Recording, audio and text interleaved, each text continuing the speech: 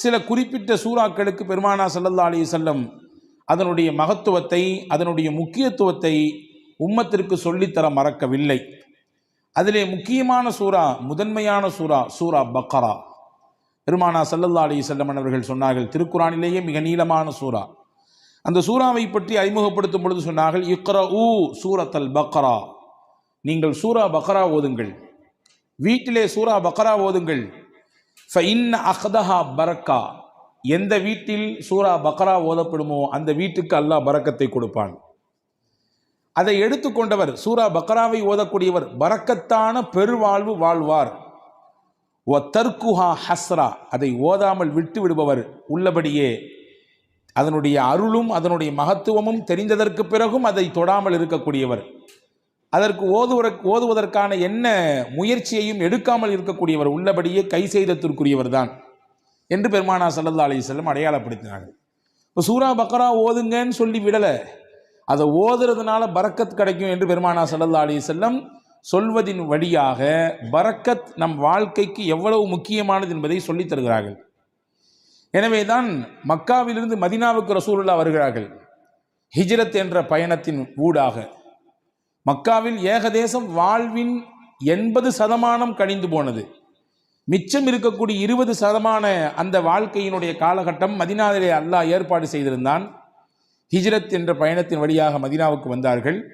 வந்தவுடனே ஒரு துவா செய்தார்கள். மதீனா மண்ணுக்கு வந்தவுடன் ஒரு துவா செய்தார்கள். என்ன துவா கேட்டிருப்பார்கள் நினைக்கிறோம்? இங்கே எங்களுக்கு வாழ்வதற்கான இடத்தை கொடு, எங்களுக்கான அரசியல் சூழலை சரியாக்கி கொடு, எதிரிகளின் அச்சத்தை குறைத்து கொடு என்றெல்லாம் கேட்டார்களா? என்ன கேட்டார்கள்? ஹதீஸிலே வருகிறது, அல்லாஹும்ம ஜஅல் பில் மதீனத்தி லிஃபை மா ஜஅல்த பில் மக்கா மினல் பரக்கா. யா அல்லாஹ், உன்னுடைய ஆலயம் பைத்துல்லா இருக்கக்கூடிய மக்காவிற்கு எந்த பரக்கத்தை நீ கொடுத்திருக்கிறாயோ அதில் 2 பங்கை எனக்கு மதீனாவிலே கொடு என்று கேட்டார்கள். அங்கே இருக்கக்கூடிய பரக்கத்தில் 2 பங்கு இந்த மதீனாவுக்கு வேண்டும். பரக்கத்தோடு வாழுகிற வாழ்க்கையை எங்களுக்கு இங்கே ஏற்படுத்தித்தான் மக்காவில் தருவதை விட கூடுதலாக கொடு என்று பெருமானா ஸல்லல்லாஹு அலைஹி வஸல்லம் கேட்டிருப்பதாக நாம் ஹதீஸிலே பார்க்கிறோம். எனவேதான் ஒவ்வொரு நாளும் ஒவ்வொரு தொழுகையிலும் அல்லாஹ்விடத்திலே நாம் தெரிந்தோ தெரியாமலோ கேட்டுக்கொண்டே இருக்கிறோம் பரக்கத்தை. நாம் உணர்ந்திருக்கிறோமா? அத்தஹியாத்தினுடைய இருப்பிலே நாம் கேட்கிறோம் பரக்கத்தை. அல்லாஹும்ம பாரிக் அலா முஹம்மத் வ அலா ஆலி முஹம்மத் கமா பாரக்த அலா இப்ராஹிம். இறைவா, முஹம்மது நபியின் மீதும் அவர்களுடைய குடும்பத்தினர் மீதும் நீ பரக்கச் செய்வாயாக, இப்ராஹிம் நபிக்கும் அவருடைய குடும்பத்திற்கும் எப்படி பரக்கச் செய்யதாயோ அதே போன்று என்று அல்லாஹ்விடத்திலே நபிகளை முன்வைத்து நாம் கேட்கிறோம். அவர்களுக்கு செய் என்றால் அதன் வழியாக எங்களுக்கும் கொடு என்று அர்த்தம். இப்போ பரக்கத் என்பது வாழ்க்கையிலே தவிர்க்க முடியாத ஒன்று. பரக்கத்தான வாழ்க்கையை தான் நாம் எல்லோருமே ஆசைப்படுகிறோம். அந்த பரக்கத் நம்முடைய வாழ்க்கையில், நம்முடைய நிம்மதியில், நம்முடைய ஆரோக்கியத்தில், நம்முடைய தொழிலில், நாம் கை வைக்கக்கூடிய காரியங்களில் நிறைவாக கிடைக்கப் பெறும் பட்சத்திலே மன நிறைவான ஒரு வாழ்க்கையை நாம் அனுபவிப்பதாக நாம் உணரலாம். அதை பெறுவதற்கான வழிகள் என்ன என்பதை குறித்துத்தான் நாம் இங்கே பார்க்க போகிறோம் இந்த ஜும்மாவினுடைய உரையின் ஊடாக. அனஸ் இப்னு மாலிக் ரலியல்லாஹு அன்ஹு சஹாபாக்கள் ரொம்ப முக்கியமான சஹாபி.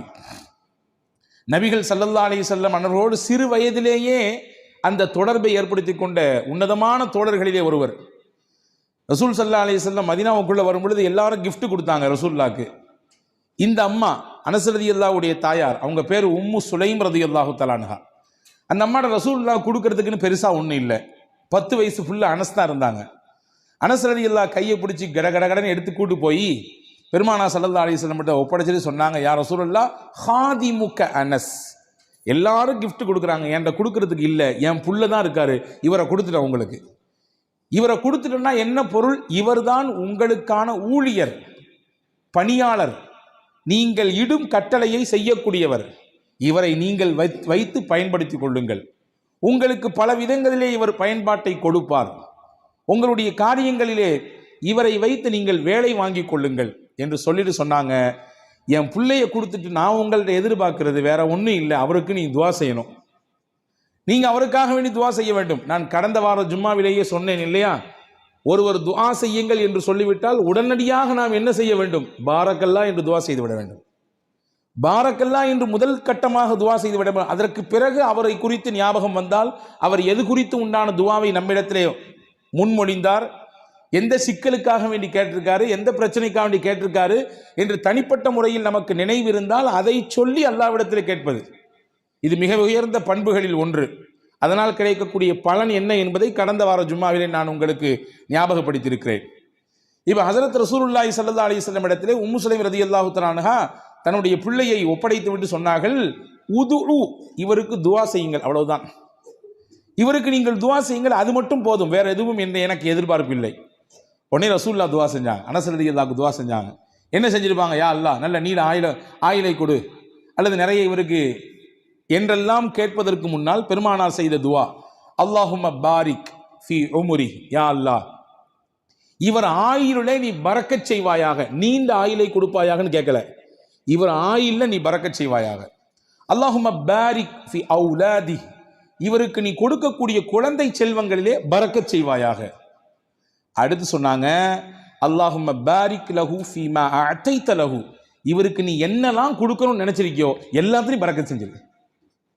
இவர் ஆயில்ல பரக்கத் செஞ்சிரு, இவருடைய குழந்தை குட்டிகளில் பரக்கத் செஞ்சிரு, நீ என்னெல்லாம் இவருக்கு கொடுக்கணும்னு நினைச்சிருக்கியோ எல்லாத்திலும் நீ பரக்கத் செய்துவிடு என்று பெருமானார் ஸல்லல்லாஹு அலைஹி வஸல்லம் அவர்கள் துஆ செய்ததாக நாம் ஹதீஸ்ல பார்க்கிறோம்.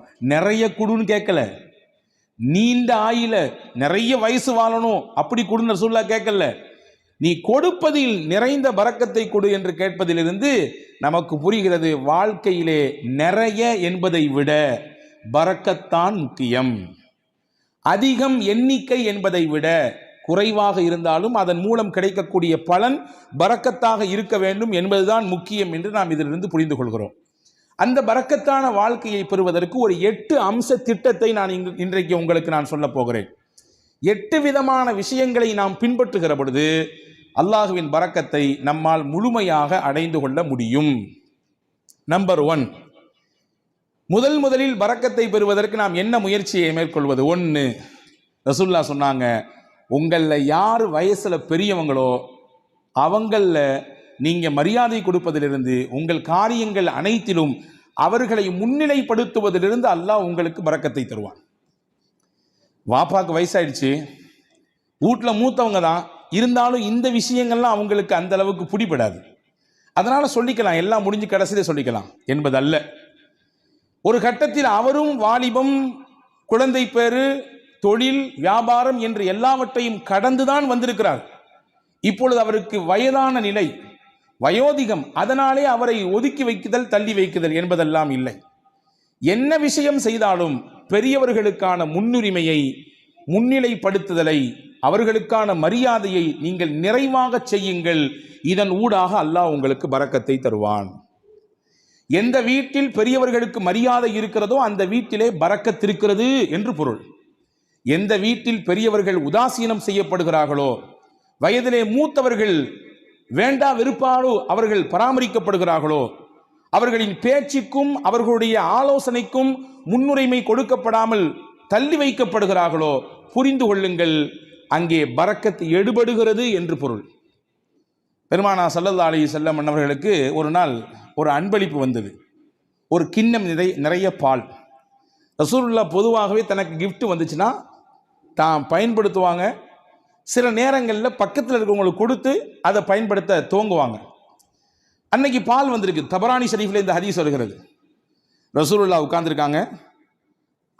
அந்த சைடில் பார்த்தீங்கன்னா சையதுனா அபூபக்கர் ரலியல்லாஹு அன்ஹு, சையதுனா உமர் ரலியல்லாஹு அன்ஹு, மூத்த சஹாபாக்கள், இஸ்லாத்தில் மிகப்பெரிய பங்களிப்பு ஆற்றியவர்கள், நபியோடு தங்கள் வாழ்க்கை முழுவதையும் அர்ப்பணித்த ஒரு உன்னதமான சஹாபாக்கள் 2 பேர் இருக்கிறாங்க. மதீனாவில் நடந்த நிகழ்ச்சி இது. இந்த பால் கிண்ணம் வந்த உடனே ஸல்லல்லாஹு அலைஹி வஸல்லம் இந்த பக்கத்தில் இருந்த சையதுனா அபூ உபைதா ரலியல்லாஹு அன்ஹு என்ற ஒரு சஹாபி, அவங்க கையில் கொடுத்தாங்க. குடிங்க அபூ உபைதான்னு சொன்னாங்க. அபூ உபைதா ரலியல்லாஹு அன்ஹு கையில் பாலை வாங்கிட்டு ரசூலுல்லாஹையும் பார்க்குறாங்க, பக்கத்தில் இருக்கக்கூடிய அபூபக்கர் நாயகத்தையும் பார்க்குறாங்க, உமர் நாயகத்தையும் பார்க்குறாங்க. என்னடா இது, நபிக்கு ரொம்ப நெருக்கமானவங்க 2 பேரும் அங்கே இருக்க, நமக்கு ரசூலுல்லாஹ் கொடுக்குறாங்களே என்பதுதான் அவர்களின் பார்வையின் பொருள். பார்த்துட்டு ரசூலுல்லாஹ்ட்ட சொன்னாங்க, யா ரசூலல்லாஹ் அன்த அவுலா பிஹி மின்னி, இந்த பாலை முதலாக அருந்துவதற்கு என்னை விட நீங்கள் தான் தகுதியானவர்கள். ஏன்னா நான் சாதாரண அபு உபைதா, நீங்க அல்லாவின் ரசூல், அல்லாவின் ரசூல் நீங்கள், எனவே நீங்கள் தான் இதை துவங்கி வைக்க வேண்டும். ரசூலுல்லாஹ் சொன்னாங்க, ஹுத் யா அபா உபைதா, எடுங்கள், குடியுங்கள் அப்படின்னு சொன்னாங்க. இப்போ ரெண்டாம் கட்டமா அபூபக்கர் நாயகத்தை பார்க்குறாங்க, உமர் நாயகத்தை பார்க்குறாங்க. பார்வையின் அர்த்தம் என்ன?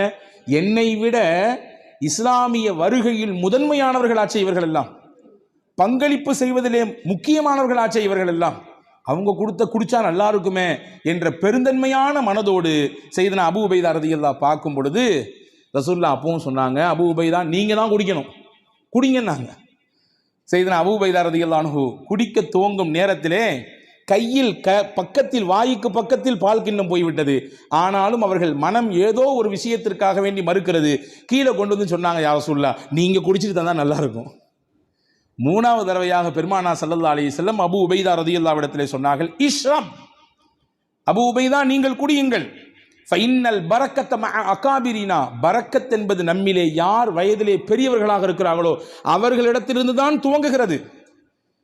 இங்கே இருக்கும் நபர்களிலேயே வயதால் பெரியவர் நீங்கள், என்னை விட அபூபக்கர் ரலியல்லாஹு விட, உமர் ரலியல்லாஹு விட வயதால் மூத்தவர்கள் நீங்கள், நீங்கள் குடிக்க வேண்டும், அங்கிருந்து பரக்கத் கிடைக்க வேண்டும். ஃபமல்லம் யர்ஹம் சகீரனா வலம் யுஜல்ல கபீரனா ஃபலைஸ மின்னா, நம்மிலே சிறியவர்கள் மீது இரக்கம் காட்டாதவர்கள், பெரியவர்களுக்கான மூத்தவர்களுக்கான கண்ணியத்தை தராதவர்கள் நம் வழியை சார்ந்தவர்கள் இல்லை என்று பெருமானார் ஸல்லல்லாஹு அலைஹி வஸல்லம் வார்த்தையோடு சொல்லி முடிக்காமல் அதை செயல்படுத்தியும் காண்பித்தார்கள். இப்போ பரக்கத் எங்கிருந்து துவங்குகிறது? எந்த இடத்தில் மூத்தவர்களுக்கான மரியாதை இருக்குமோ, கண்ணியம் இருக்குமோ, அவர்களுடைய சொல்லுக்கான மிகச்சிறந்த அந்த புரிதலோடு அதை எதிர்கொள்ளக்கூடிய பக்குவம் இருக்குமோ, அங்கே பரக்கத்தும் இருக்கும். இதுக்கு நேர்மாறாக பெரியவர்கள் உதாசீனப்படுத்தப்படுவதும், அவர்களுடைய கண்ணியம் சீர்குலைக்கப்படுவதும், வேண்டா வெறுப்போடு அவர்களை அரவணைப்பதும் பராமரிப்பதும், அவர்களுடைய வார்த்தைகள் தூக்கி வீசப்படுகிற நிலையிலே வைக்கப்படுவதும் பரக்கத்தை எடுப்பதற்கான வழி என்று மார்க்கம் நமக்கு கற்றுத்தருகிறது. அப்போ முதல் விஷயம், 8 விஷயத்தில் முதல் விஷயம், பரக்கத்தான பெருவாழ்வு வாழ்வதற்கு மூத்தவர்களின் அந்த கண்ணியம் காக்கப்பட வேண்டும். இரண்டாவது, உறவுகளும் சொந்தங்களும் அரவணைக்கப்பட வேண்டும், அதிலே பரக்கத் இருக்கிறது. உறவுகளையும் சொந்தங்களையும் அரவணைத்து வாழ்தல் தான் நமக்கு இஸ்லாம் காட்டி தந்திருக்கிற அற்புத வழி. பல நேரங்களிலே அதிலே பல பெருத்த சிக்கல்கள் இருக்கத்தான் செய்யும், சிக்கல் இல்லாமல் இல்லை. உறவுகளை திருப்திப்படுத்தி நிம்மதியோடு இணைந்து வாழ்வதிலே பல சிக்கல்கள் இருக்கத்தான் செய்கிறது, அதிலே மாற்று கருத்து இல்லை. ஆனாலும் அந்த சிக்கலையும் எதிர்கொண்டு விவகாரங்கள் ஏற்படுகிற பொழுது அதையும் மிகச்சரியாக கையாண்டு உறவை தன் கையிலிருந்து நழுவ விடாமல் பாதுகாத்து யார் இணைத்துக் கொள்கிறாரோ, பெருமானார் சொன்னார்கள், பரக்கத்தான வாழ்க்கை அல்லாஹ் அவருக்கு கொடுப்பான். ரசூலுல்லாஹ்வுடைய ஹதீஸ் வந்திருக்கிறது. அனஸ் பின் மாலிக் ரலியல்லாஹு அறிவிக்கிறார்கள், மன் ஹப்ப அன் யுப்ஸத லஹு ஃபீ ரிஸ்கி, அல்லாஹ் இவருக்கு தரக்கூடிய ரிஸ்கிலே யாருக்கு நல்ல விசாலம் கிடைக்க வேண்டும் என்று ஆசைப்படுகிறாரோ, விசாலமான ரிஸ்க், அதாவது பரக்கத்தான ரிஸ்க் கிடைக்கும் யார் ஆசைப்படுறாரோ, நீண்ட ஆயுள் கிடைக்க வேண்டும் என்று யார் விருப்பப்படுகிறார்களோ, ஃபல் யஸில் ரஹ்மா, தன் சொந்தங்களையும் உறவுகளையும் அவர் அரவணைத்துக் கொள்ளட்டும், அதன் வழியாக அல்லாஹ் பரக்கத்தை தருவான். அப்ப இதுக்கு நேர் ஆப்போசிட் என்ன? உறவுகளும் சொந்தங்களும் யாருடைய மனதிலே ஒரு பெரிய விஷயமாகவே இல்லை. நான் நன்றாக இருக்கிறேன், என் குடும்பம், என் மனைவி, என் பிள்ளைகள் எல்லாம் சிறப்பா இருக்கிறோம், அண்ணன் எப்படி போனால் நமக்கு என்ன, மாமா எப்படி போனால் நமக்கு என்ன, உறவுகள் எப்படி போனால் நமக்கு என்ன என்கின்ற உணர்வு எங்கே வருகிறதோ அங்கே பரக்கத்தை எல்லாம் எடுத்து விடுவான். உங்களுக்கு ஒன்று தெரியுமா? 2 நபிமார்கள் சேர்ந்து துவா செய்தார்கள். ஒன்று மூசா அலைஹிஸ்ஸலாம், இன்னொன்று அவர்களுடைய சகோதரர் ஹாரூன் அலைஹிஸ்ஸலாம். யாருக்கு எதிராக துவா செஞ்சாங்க தெரியுமா? ஃபிரௌன் என்கின்ற சர்வாதிகாரிக்கு எதிராக துவா செஞ்சாங்க. உச்சபட்சமான சர்வாதிகாரத்தினுடைய உச்சாணி கொம்பில் இருந்து ஆட்டம் போட்டவன், ஆடியவன் ஃபிரௌன். அவனுக்கு எதிராக அந்த 2 நபிமார்களும் துவா செய்கிறாங்க. அந்த 2 நபியில ஒன்று ரசூல், மூசா அலைஹிஸ்ஸலாம் ரசூலும் கட்டப்பட்டவங்க, உலுல் அஸ்முல கட்டுப்பட்டவங்க. 5 நபர்கள் உல் அஸ்மு, அதாவது உறுதிமிக்க மனம் மிக்கவர்கள் என்று குர்ஆன் சொல்கிறது 5 நபிமார்களே. அந்த 5 நபிமார்கள் ஒன்று செய்தனா மூசா அலைஹிஸ்ஸலாம். ரசூல் அல்லாஹுவோடு நேரடியாக பேசுவதற்குரிய வாய்ப்பை பெற்றவர்கள் செய்தனா மூசா அலைஹிஸ்ஸலாம். தனிச்சிறப்பு போய்கிட்டே இருக்கிறது. மூசா அலைஹிஸ்ஸலாம் பற்றி தனியாக ஒரு ஜும்மா பேசணும், அவ்வளவு இருக்குது செய்தி. அந்த மூசா நபியும் ஹாரூன் அலைஹிஸ்ஸலாமும் துவா செய்கிறாங்க ஃபிரௌன் என்ற கொடியவனுக்கு, சர்வாதிகாரிக்கு எதிராக. ஆனால் அவர்கள் செய்த துவா 40 வருஷத்துக்கு பிறகுதான் பதிலே கொடுக்கப்பட்டது. துவா செஞ்சு முடிச்சு 40 வருஷத்துக்கு பின்னாடி தான் ஃபிரௌனுக்கு அழிவு வந்தது. ஃபிரௌன் நைலிலே மூழ்கினான். ஏன் இந்த 40 ஆண்டு கால தாமதம்? நமக்கு இயல்பாக கேள்வி எழும். ஒரு நபி கேட்கிற துவா, நீங்களோ நானோ கேட்கிற துவாவே நாளைக்கு உடனடியாக கபூலாக வேண்டும் என்று நினைக்கும் பொழுது, அல்லாஹ்வின் உயர்ந்த நெருக்கத்தை பட்ட 2 நபிமார்கள் கேட்கிற துவாவை 40 ஆண்டு காலம் தள்ளி போட்டான் அல்லாஹ். அதிலே பல காரணங்கள் இருக்கிறது. அதிலே முக்கியமான ஒரு காரணம் என்ன தெரியுமா? ஃபிரௌனிடத்திலே ஒரு நல்ல பண்பு இருந்ததாம். தன் உறவுகளை அவன் எப்பொழுதுமே சேர்த்து வைத்துக் கொள்வான். அவர்களுக்கானதை கொடுத்து கொண்டே இருப்பான், அவர்களை பராமரித்துக் கொண்டே இருப்பான். அல்லாஹ் நினைத்தான், இந்த பண்பில் இருந்தாவது அவனுக்கு ஏதாவது ஒரு சில நிமிடமாவது அவன் கொஞ்சம் ஒதுங்கி நம்மின் பக்கம் வரமாட்டானா என்று அல்லாஹ் எண்ணினான். எனவே அந்த வேதனையை கொஞ்சம் தள்ளி போட்டு கொண்டே இருந்தான். தள்ளி போட்டு 40 வருடங்களுக்கு பிறகுதான் இனிமேலும் இவன் திருந்துவதற்கு வாய்ப்பே இல்லை என்ற பொழுது அந்த நபிமார்களின் துவாவை ஏற்றுக்கொண்டு அவனுக்கு அழிவை கொடுத்தான். அப்போ இஸ்லாத்தின் மிகப்பெரிய விரோதியாக, அல்லாஹ்விற்கே சவால் விழுகிற இடத்திலே உனக்கு நிகரானவன் நான் என்று சொல்லும் இடத்தில் இருந்த ஃபிரௌனுக்கே வேதனை தள்ளி போடப்பட்டது. எதன் காரணமாக? உறவை அவன் சேர்த்து கொண்டான், உறவை அவன் பிரியவில்லை, உறவுக்கானதை மிகச்சரியாக கொடுத்தான் என்ற ஒரு காரணத்திற்காக. அப்படி என்றால் அல்லாஹ்வுக்கு விரோதிலாம் நம்ம கிடையாது. அல்லாஹ்வுக்கு நேர் நிகராக நின்று சமமாக சண்டை போடுபவர்கள் கிடையாது நாம். அப்ப நம்மிடத்திலே இந்த உறவு பேணுதல் இருக்கும் பட்சத்திலே அல்லாஹ் பரக்கத்தான வாழ்வை அதன் வழியாக கொடுத்து விடுவான் என்பதை நாம் இங்கே கவனத்தில் கொள்ள வேண்டும். இது 2வது விஷயம். 3வது விஷயம் என்ன? யா அல்லாஹ் எனக்கு பரக்கத்தான வாழ்க்கையை கொடு என்று துவா செய்ய வேண்டும். துவா என்பது முக்கியமானது. அதை கொடு இதை கொடு என்று அவ்வளவு கொடு இவ்வளவு கொடு என்பதை விட, யா அல்லாஹ் நீ எதை கொடுத்தாலும் பரக்கத்தாக கொடு, இப்படி கேட்டு பழக வேண்டும். இவ்வளவு அளவு வேண்டும், இவ்வளவு கனம் வேண்டும், இவ்வளவு எண்ணிக்கை வேண்டும் என்றெல்லாம் கேட்பதை விட, இறைவா எனக்கானது நீ முடிவு செய்யப்பட்டதை தான் தருகிறாய், தருவதிலே பரக்கத் செய், பரக்கத்தானதை கொடு என்று கேட்க வேண்டும். அந்த துவாவை நமக்கு பெருமானார் ஸல்லல்லாஹு அலைஹி வஸல்லம் கற்றுத் தருகிறார்கள். அது அற்புதமான வரலாற்று செய்தி ஒன்று இருக்கிறது. உம்மு சுலைம் ரலியல்லாஹு தஆலா அன்ஹா, அபூ தல்ஹா ரலியல்லாஹு தஆலா அன்ஹு, இவர்கள் இருவரும் தம்பதிகள், கணவன் மனைவி. வெளியூருக்கு போன அபூ தல்ஹா வீடு திரும்பும் நேரத்திலே இவருக்கு பிறந்த பிள்ளை இறந்து போனது. நீண்ட பெரிய சம்பவம், சுருக்கமாக சொல்கிறேன். ஆனால் கணவன் வந்தவுடன் இந்த துக்க செய்தியை மனைவி தன் கணவரிடத்திலே சொல்லாமல் அந்த கணவனை திருப்திப்படுத்தினாள். நல்ல உணவு கொடுத்தால், சமைத்து கொடுத்தால், நன்றாக அவருக்கு பரிமாறினாள். இரவிலே அந்த கணவனின் திருப்தியோடு அவரை மிக சந்தோஷப்படுத்தினார் அந்த பெண்மணி. மகிழ்ச்சியாக அவர்களுக்கு அந்த இரவு தாம்பத்தியத்திலே கழிந்தது. அந்த நிலை முடிந்ததற்கு பிறகு அபூ தல்ஹா ரலியல்லாஹு இடத்திலே உம்மு சுலைம் ரலியல்லாஹு சொன்னாங்க, உங்களிடத்திலே யாராவது ஒருவர் ஒரு அமானிதம் கொடுத்து வைத்தார், கொடுத்தவர் வந்து திரும்பி கேட்டார்னா நீங்க கொடுப்பீங்களா மாட்டீங்களான்னு கேட்டாங்க. அபூ தல்ஹா சொன்னார், எப்படி கொடுக்காம இருக்க முடியும், கொடுத்தவர் கேட்டால் திருப்பி கொடுக்கத்தானே செய்யணும்.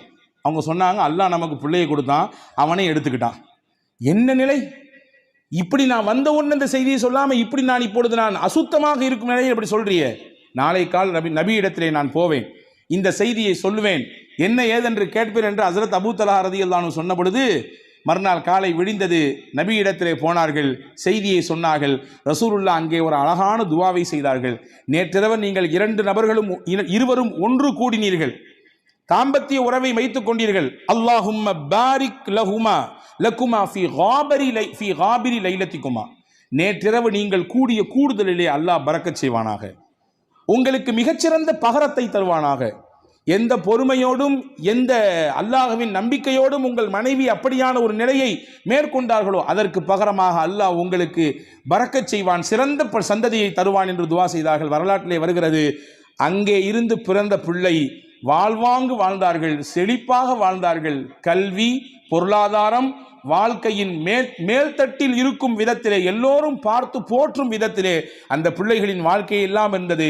இதற்கு மூல முக்கிய காரணம் நாயகத்தினுடைய துவா.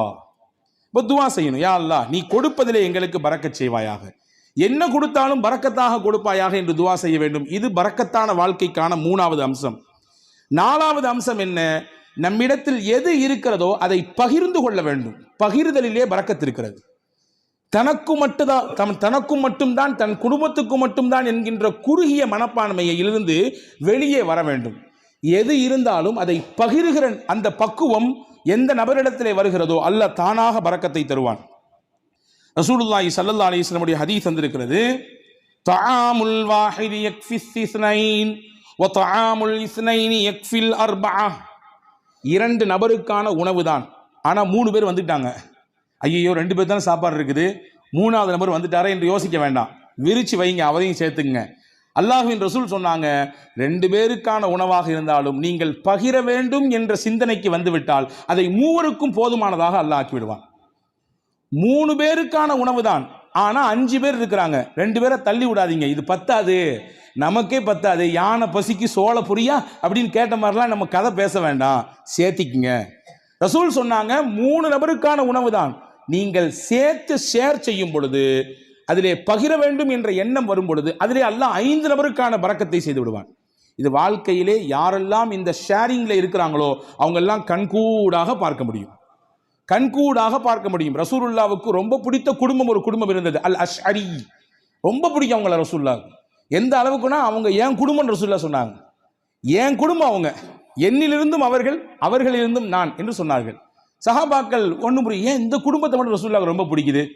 விவரத்தை கேட்டு போனா ரசூலுல்லாஹ் சஹாபாக்கள்கிட்ட சொன்னாங்க, அவங்கள்ட்ட ஒரு சிறந்த பண்பு இருக்குது, தாங்கள்கிட்ட எல்லாரும் ஒரு பயணத்தில் போனானா எல்லாரும் தனித்தனியாக சாப்பாடு கொண்டு வருவாங்க, யாராவது 1-2 பேருடைய சாப்பாடு சீக்கிரமாக தீர்ந்து போயிடும். நீண்ட தூர பயணம் என்பதினாலே அவர்களை அப்படியே கழட்டி விட்டுற மாட்டாங்க. நீங்கள் கொண்டு வந்து காலியாக போச்சா, அப்படித்தான் போச்சு, இப்போ இன்னும் 30 தூரம் இருக்குது, இன்னும் 500 கிலோமீட்டர் போனோம், அப்படித்தான் என்று விட்டு விட மாட்டார்கள். சாப்பாடு இல்லாதவர்களையும் சேர்த்து ஒரே இடத்தில் உட்கார வைத்து ஒரு பெரிய துணியை எடுத்து கொண்டு வந்த மொத்த சாப்பாடையும் அதிலே கொட்டி கலந்து இருப்பவர்களுக்கெல்லாம் பகிர்ந்து கொடுப்பார்கள். இந்த பகிர்தல் என் பண்பு, என்னுடைய குணம், அது அவங்கள்ட்ட இருக்கிறதுனால அவங்க எங்க குடும்பம் நாங்கள் ரசூல் ஸல்லல்லாஹு அலைஹி வஸல்லம். இப்போ பகிர்தல் இது பரக்கத்திற்கான பெரிய வழி. நம்மில எது இருக்கிறதோ அதை பகிர்ந்து கொள்வது, குடிப்பதற்கு இவ்வளவுதான் நீர், அதை பகிர்ந்து கொள்வது, உணவு இவ்வளவுதான் இந்த இடத்திற்கான விஷயம், பகிர்ந்து கொள்வது. எனக்கு மட்டும் வேணும், என் குடும்பத்துக்கு மட்டும் வேணும் என்று முன் தயாரிப்பு செய்து முன்னால் எடுத்து வைப்பதை விட இருப்பதை கொண்டு பகிர்வதனால் அல்லாஹ் பரக்கத்தை தருவான். இது 4வது வழி. 5வது பரக்கத்துக்கான முக்கியமான வழி, இன்னைக்கு நம்மள பல பேர் மறந்துவிட்ட விஷயம், சாப்பிடும் பொழுது எல்லாரும் சேர்ந்து உட்கார்ந்து சாப்பிடுங்க. நாங்கள் சொல்லலாம், எல்லாரும் சேர்ந்து உட்கார்ந்து சாப்பிடுங்க, தனித்தனியாக சாப்பிடாதீங்க. ஆனால் இன்னைக்கு காலப்போக்கில் வேக உலகத்தில் இருக்கிறோம் நாம், அதனாலே பல விஷயங்களை இழந்து விட்டோம். ஆனால் நம் முன்னோர்கள், நம்முடைய தாய் தகப்பன், நம் தாதி எல்லாம் நம்முடைய வீடுகளிலே சேர்ந்து தான் உட்கார்ந்து சாப்பிடுகிற வழக்கத்தை சொல்லி தந்திருக்கிறார்கள். இன்னைக்கு வரையே சில ஊர்களிலே கலன் சாப்பாடு என்று ஒன்று இருக்கிறது, ஒரே பிளேட்ல உட்கார்ந்து மொத்தமாக சாப்பிடுறது, ஒரே பிளேட்ல உட்கார்ந்து 4 பேர் 5 பேர், இதுவெல்லாம் நிகழ்ச்சிகளுக்கு என்பதை தாண்டி சாதாரணமாக இயல்பாக அன்றாட சாப்பாடு அப்படி சாப்பிடுகிற பழக்கம் இன்னைக்கும் சில ஊர்களிலே இருக்கிறது.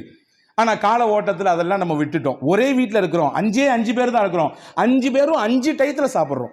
சஹாபாக்கள் வந்து ரசூலுல்லாஹ்ட்ட ஒரு நாள் சொன்னாங்க, யா ரசூலல்லாஹ் இன்னா நாக்குலு வலா நஷ்பஉ, நிறைய சாப்பிட்றோம், வயிறே நிறைய மாட்டேங்குது, என்ன செய்யறதுன்னு கேட்டாங்க.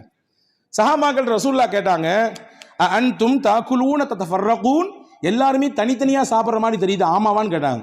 எல்லாரும் வீட்டில் சேர்ந்து சாப்பிட்றீங்களா, தனித்தனியாக சாப்பிட்றீங்களா? இல்லை, தனித்தனியாக சாப்பிட்றோம். ரசூல் சொன்னாங்க, இஜ்மாஉ அலா துஆமிக்கும் வதுகுரு ஸ்மல்லாஹி அலைஹி யுபாரக லக்கும் ஃபீஹா. 2 விஷயத்தை செய்யுங்க சாப்பிடும் பொழுது, எல்லாரும் சேர்ந்து சாப்பிடுங்க, முடிந்த அளவுக்கு சேர்ந்து சாப்பிடுங்கள். சேர்ந்து சாப்பிடுவதற்கு ஒரு நாளில் ஒரு வக்து தான் முடியும், இந்த நேரத்தில் மட்டும்தான் எங்களால் சேர்ந்து சாப்பிட இயலும், காலை அல்லது இரவு அல்லது மதியம், அந்த ஒரு நேரத்தில் எல்லாரும் சேர்ந்து உட்காருங்கள் குடும்பத்தோடு. சேர்ந்து உட்கார்ந்துட்டு சாப்பிட்றதுக்கு முன்னாடி பிஸ்மில்லா என்று சொல்லுங்கள். நீங்க கை தொட்டு கேளுங்க, நானும் என் நெஞ்சத்துல கை தொட்டு கேட்கிறேன். அன்பர்களே, எத்தனை குடும்பத்திலே எல்லாரும் சேர்ந்து உட்கார்ந்து பிஸ்மில்லாஹிர் ரஹ்மானிர் ரஹீம் என்று சத்தம் போட்டு சொல்லி நாம் அந்த சாப்பாட்டிலே கையெடுத்து வைக்கிறோம். மலேசியா போன்ற பெருநகரங்களிலே அல்லாஹ் பரக்கத்தை கொட்டுகிறான், அது தனிப்பட்ட விஷயம். நான் அங்கே இருக்கக்கூடிய ஒரு சிறப்பு அம்சத்தை சொல்லுகிறேன். சாப்பிடும் பொழுது குடும்பத்தில் உட்கார்ந்து விட்டால் உடனடியாக யாரும் உணவிலே கை வைக்க மாட்டார்கள், எல்லாரும் உட்காரணும். உட்கார்ந்த உடனே அந்த வீட்டில் இருக்கக்கூடிய பெரியவர் சொல்லுவார், பிஸ்மில்லாஹிர் ரஹ்மானிர் ரஹீம் ஆரம்பிங்கம்பார். அதுக்கு பின்னால் தான் சாப்பிடவே துவங்குவார்கள். எனக்கு என்னவோ தெரியவில்லை, அந்த வார்த்தையை அவர்கள் முழுவதுமாக பின்பற்றுவதானோ என்னவோ அல்லாஹ் பரக்கத்தை கொட்டென்று கொட்டுகிறார், பல ரூம்களில் தர்றான். எனவே உணவின் சமயத்திலே நாம் சேர்ந்து சாப்பிடுவது பரக்கத்திற்கான முக்கியமான வழி. இது 5வது விஷயம். 6வது விஷயம் என்ன? ரசூலுல்லாஹ் சொன்னாங்க, உங்க வீட்டுக்குள்ள போகும்போது சலாம் சொல்லிட்டு போங்க, சலாம் சொல்லிட்டு வெளியே வாங்க, இது பரக்கத்தை உங்க வீட்டுக்கு தரும் நாங்கள் ரசூலுல்லாஹ்.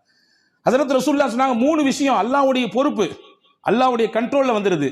அதில் 1 மன் தஹல பைத்தஹு வஸல்லம ஃபஹுவ லாமினுன் அலல்லாஹ். யார் வீட்டுக்கு நுழையும் பொழுது சலாம் சொல்லிட்டு போறாரோ அவர் அல்லாஹ்வுடைய கஸ்டடியில் வந்துடுறாரு, அல்லாஹ்வுடைய நேரடி பார்வையில் வந்துடுறாரு. அவருக்கானதை அல்லாஹ் கொடுத்து விடுவான். ஹதீஸ்ல இப்படி ஒரு வார்த்தை வருது, இன் ஆஷ ருஸிக வ குஃபிய. அவர் வாழ்ந்தால் மனநிறைவான வாழ்க்கையை வாழ்வார். வ இன் மாத்த அதுஹலகுல் ஜன்னா. இதை அப்படி கண்டினியூவாக ஃபாலோ பண்ணாருன்னு சொன்னா 3 விஷயம் சொன்னாங்க. அந்த 3ல் ஒன்று தான் நான் சொல்லியிருக்கேன். 2 தேவைப்படுறவங்க தனியாக வந்து கேளுங்க. அந்த 3ல் 3 விஷயத்தை யார் பின்பற்றுகிறாரோ வாழ்ந்தால் போதுமான வாழ்க்கையை அல்லாஹ் அவருக்கு தருவான். 2வது, அவர் மௌத்தாகி விட்டால் அல்லாஹ் நேரடியாக சொர்க்கத்தை கொடுப்பான். அதில் ஒன்று தான் வீட்டுக்கு போகும்போது சலாம் சொல்லிட்டு போகிறது. உங்கள் வீட்டுக்கு அல்லாஹ் பரக்கத்தை தருவான். பரக்கத்தான வாழ்க்கையை உங்களால் வாழ முடியும் என்பதை ரசூலுல்லாஹ் சொன்னார்கள். இது 6வது விஷயம். 7வது விஷயம் என்ன? அல்லாஹ் எதை நமக்கு அளந்திருக்கிறானோ அல்ஹம்துலில்லாஹ். போதும் என்ற மனமே பொன் செய்யும் மருந்துன்னு நான் தமிழ்ல இல்லையா? இன்னைக்கு அதுதான் நம்மள்ட்ட இல்லை. இருக்கு, வேணும் வேணும் வேணும். எப்போ வரையும் வேணும்? மௌத்தை சந்திக்கிற வரையும், இஸ்ராயிலை பார்க்கிற வரையும் வேணும், அந்த நிமிஷம் வரையும் வேணும். அன்பர்களே, எது கிடைக்கிறதோ அது குறைவோ அதிகமோ அல்ஹம்துலில்லாஹ் என்று சொல்ல பழக வேண்டும். அப்படியான பழக்கம் இருக்கிறது. நீங்கள் சொல்லும் வார்த்தை அது அல்லாஹ்விற்கு பிடித்து போனால் அல்லாஹ் அதிலே பரக்கத் செய்து விடுவான். எப்படிங்க இருக்கிறீங்க? நீ யார்ட்டையா கேளுங்க. என்னத்தை போகுது, மூட்டி வலி, முதுகு வலி, அங்கிட்டு வலி, இங்கிட்டு வலி, மருத்துவ செலவு, அப்படி இப்படி ஒரு பெரிய லிஸ்ட்டு. நல்லா இருக்கிறன்றதுக்கு நிறைய பாயிண்ட்ஸ் இருக்கும். அதை நம்மள பல பேர் சொல்றதே இல்லை. ஆனால் அல்லாஹ்வின் ரசூல் சொன்னாங்க, உங்களுக்கு அல்லாஹ் என்ன கொடுத்திருக்கானோ அதில் எது நலவு இருக்கிறதோ அதை நீங்கள் சொல்லி பழகுங்கள், அல்ஹம்துலில்லாஹ் என்று சொல்லுங்கள், அல்லாஹ் பரக்கத்தை தருவான். அப்போ போதும் என்கின்ற மனம் இது பரக்கத்தை பெற்று தருவதற்கான 7வது வழி. 8வது முக்கியமான வழி, பயபக்தி மிக்க வாழ்க்கையை நாம் வாழ்வதற்கு பழகி கொள்ள வேண்டும். தக்வா மிக்க வாழ்க்கையை நம்முடைய தொழிலில், நாம் சந்திக்கும் நபர்களில், நாம் பேசும் பேச்சில், நாம் பார்க்கும் பார்வையில், நாம் நடக்கும் நடையில், உடையில், பாவனையில், அனைத்திலும் அல்லாஹ் ஒருத்தன் நம்மளை பார்த்துக்கிட்டு இருக்கான்னு சிந்தனையில் வாழணும். அந்த சிந்தனை நம்மள பல பேருக்கு பல சமயங்களில் போகிறதுனால தான் பாவத்தில் போய் விழுந்துடுறோம். ரசூல் சொன்னாங்க, யாருக்கு இந்த தக்வா மிக்க வாழ்க்கையை வாழ வேண்டும் என்ற பிரியம் வந்து விடுகிறதோ, பரக்காத்தின் மின சமாய் வல் அர்த், வான பூமியில் என்ன பரக்கத்து இருக்கோ எல்லாத்தையும் அல்லாஹ் கொண்டு வந்து கொட்டிடுவான். வான பூமியில் என்னென்ன பரக்கத்துகள் எல்லாம் உண்டோ மொத்தத்தையும் கொண்டு வந்து அவர்களின் காலுக்கு கீழே கொட்டி விடுவான் என்று பெருமானார் ஸல்லல்லாஹு அலைஹி வஸல்லம் அல்லாஹ் சொன்னான். அப்போ இந்த 8 காரியங்களும் பரக்கத்தான செழிப்பான வாழ்க்கையை வாழ்வதற்கான வழிகள் என்று மார்க்கம் அழகாக கற்றுத்தருகிறது. வல்ல அல்லாஹ் அப்படிப்பட்ட மிகச்சிறந்த புரிதல் மிக்க வாழ்க்கையை வாழுகிற தௌஃபீகை அல்லாஹ் உங்களுக்கும் எனக்கும் எல்லா மக்களுக்கும் தந்தல் புரிவானாக. அல்லாஹ் எதை நமக்கு தருகிறானோ அதில் நிறைந்த பரக்கத்தையும் அருளையும் தருவானாக. என்னென்ன நெருக்கடிகள் எல்லாம் நம் வாழ்க்கையிலே நமக்கு உண்டோ அத்துணை நெருக்கடிகளையும் அல்லாஹ் நீக்கி தருவானாக. நம்முடைய வாழ்வை அல்லாஹ் வசந்தமாக ஆக்கி தருவானாக. இருக்கக்கூடிய கஷ்டங்களை எதிர்கொள்ளக்கூடிய ஆற்றலை தந்து அதை மிக சீக்கிரமாக நம்மிடத்திலிருந்து வெளியாக்குவானாக என்ற உயர்ந்த துஆவோடு விடைபெறுகிறேன். வாஹிர் தாவானா அல்ஹம்துலில்லாஹி ரப்பில் ஆலமீன். அஸ்ஸலாமு அலைக்கும் வரஹ்மத்துல்லாஹி வபரகாத்துஹு.